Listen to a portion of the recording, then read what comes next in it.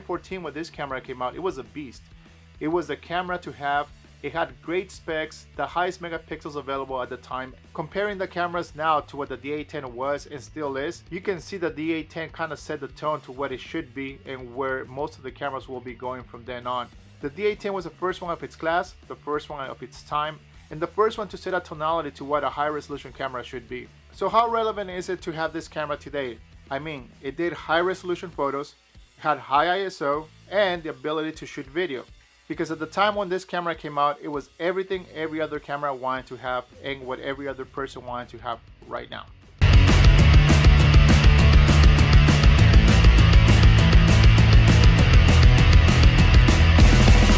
I remember quite vividly acquiring this camera. It was probably early 2015 when I got it, and it was a camera to have. Everybody wanted this camera. And there was one specific reason why I wanted this camera, and that was because it lacked a low pass filter that most other cameras had that would allow this camera to be sharper. This is basically a pro level camera as it is. It was extremely hefty. It's quite heavy, honestly. I would say it's about a good 2 pounds or whatnot by itself. Let me see. Yeah, maybe a pound and a half, maybe 2. Nonetheless, it was worth it. Every single penny about it. In fact, I think it's the most expensive camera I own until now. I remember paying close to almost $3,700 just for the body itself. There was no regrets then at all when I was working in studio. And even till now, there's not really much regrets except for a couple little things here and there. To be honest, this camera was it. It performed like I wanted it. This did the job for me just perfect. And that's the reason why I did not upgrade at all until the Z system came out. Of all the DSLRs I've owned and I've handled, I believe this one perhaps feels the best. The D700 feels just right, but this one feels a lot nicer. That's the reason why I liked it. And shooting with this thing in studio was quite awesome. I mean, like, it delivered. I mean, it was shooting directly to the computer or shooting directly in the system. It was really good. Other features of this camera I had that were native to then that are not available right now anymore, for example, is the built-in flash. Just like the D700, it had it all in, you know. High ISO, I think it goes all the way to 52,000. I'm gonna double check on that right now. Let me see what we got here. ISO. So the highest ISO on this camera was 12,800, and you can pump it up another 2 stops. Will probably get you to about 50,000, which I would not recommend to use it. But even up to ISO 12,000 here, this camera did really great. For you to get the best photos of this camera, there was a couple of things that you needed to do. First off, you need to put it in mirror mode.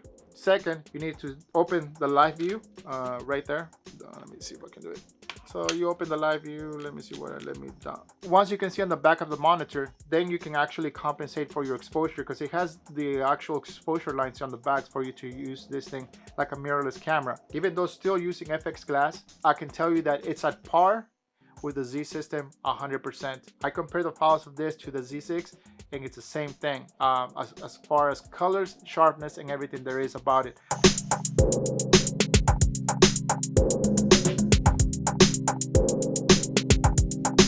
The focus system on this camera was perhaps one of the best, and even though it did not cover the whole sensor, only cover about, like, I would say 75% of the sensor itself for focusing, it did focus really good. For photography, it was outstanding. It was one of the best focusing systems, and since the low pass filter was not installed on this camera, all the photos were quite sharp. Any photo you wanted to take, it will come out pretty good. Like I said, as long as it's not being handheld, it was pretty sharp. 2, was it good for video though? That's the only time this autofocus system fell flat. I mean, it falls flat hard. The autofocus on this thing, when it comes to video, it sucks. I mean, it sucks real bad. I've tried doing videos with this thing, and the only way I can do video with this camera was by having a low f-stop, and by that I mean like an f8 or so. You can't really use a high f-stop for this thing because your focus plane is really narrow. Using it in manual mode with a low f-stop works perfect as long as you're static like I am here right now. Find my focus plane distance and stay within that range, it will do just fine. If it was to autofocus, it's always hunting. It's always going back and forth. Even though you're not moving, any sudden motion that you may have, it will start hunting. For that reason, I got to say that the video quality on this camera is very good. Autofocus system, not good at all.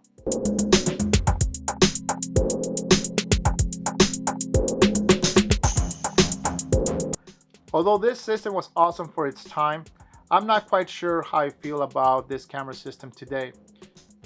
It is a very good system, don't get me wrong. I mean, like, once you mount it on the tripod and you want to use it for anything else that's non-motion, like I said earlier, it is a very good system. It's extremely sharp.